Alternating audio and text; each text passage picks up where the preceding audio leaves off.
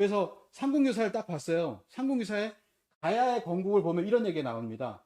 하나로부터 셋을 이루고 셋으로부터 일곱을 이룬다라는 얘기가 나오거든요. 와, 이런 걸 보면은 정말 이게 우리가 이제 원문을 봐야 되는구나. 원문을 보지 않으면 학자들이 이런 걸 가르쳐 주지가 않잖아요. 여기에 무슨 메시지가 있는지 가르쳐 주지를 않습니다. 그래서 처음에 이제 그 가야에 보면은 수로왕이 있고 그다음에 허황옥이라고 하는 분이 있는데 이분은 뭐라고 했냐면 나는 아유타국의 공주다 이렇게 얘기를 했습니다. 근데 그 아유타국이 바로 인도다. 그걸 조사를 해보니까 인도의 아유타국에서부터 이렇게 와가지고 김수로왕과 결혼해서 가야가 건국했다라고 하는 것을 얘기를 합니다. 그래서 허황옥 기념공원이 인도에 있어요. 인도에 있거든요. 이렇게 이야기를 합니다. 김정숙 여사 이렇게 얘기해요. 고대의 인연이 현대로 이어지고 두 나라가 함께 번영하는 내일로 나아갈 수 있음을 확인하는 일이다라고 얘기했습니다. 고대의 어떤 인연. 우리는 고대의 인연이 있거든요. 왜냐하면 고대 한류 또는 고대 뭔가 이렇게 교류를 했던 그 나라들이 있습니다. 그 나라들과 현대로 이어져서 모두 함께 번영을 해보자. 서로 홍익인간하고 그런 상생을 해보자라고 하는 것이죠.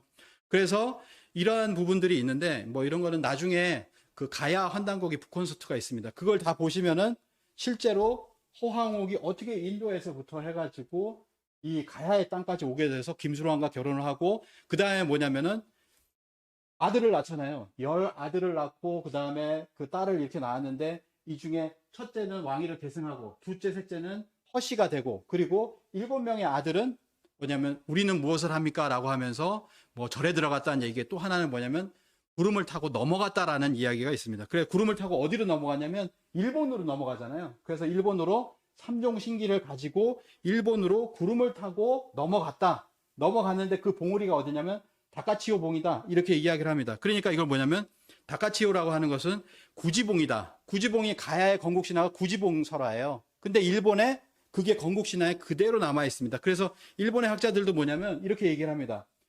구지봉 이렇게 일곱 아들이 이렇게 넘어왔는데 이게 가야 건국신화다. 가야 건국신화의 구지봉이다. 이렇게 이야기를 합니다. 그래서 우리가 가야를 보는 건 여기를 보잖아요. 여기만 보지만은 이 부분도 가야로 봐야 된다라고 하는 것이죠. 이거를 이제 가야는 일본에도 있고 일본의 그 흔적이 이렇게 남아있다라는 겁니다. 그래서 일본에 가보면은 가락국이라는 산이 있어요. 한국악이라고 합니다. 이거를 가락이라고 불렀어요. 근데 이거를 개명하려고 했더니 메이지 유신 때는 한국이란 이름을 다 없애버렸거든요. 다 없애는데 여기는 절대 안 된다. 동네 사람들, 지방 사람들이 강력한 반발로서 남아있는 겁니다. 한국악이라고 이렇게 남아있거든요. 이게 뭐냐면은 한국악인데요.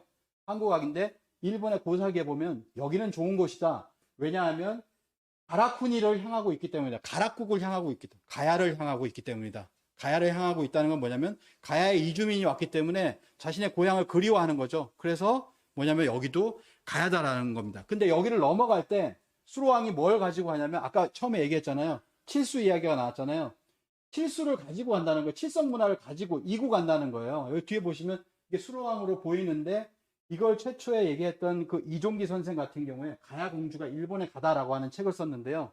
뭐냐면 이런 것들이 있습니다. 여기 보면 이게 이제 보면은 하나, 둘, 셋, 넷, 다 일곱이잖아요.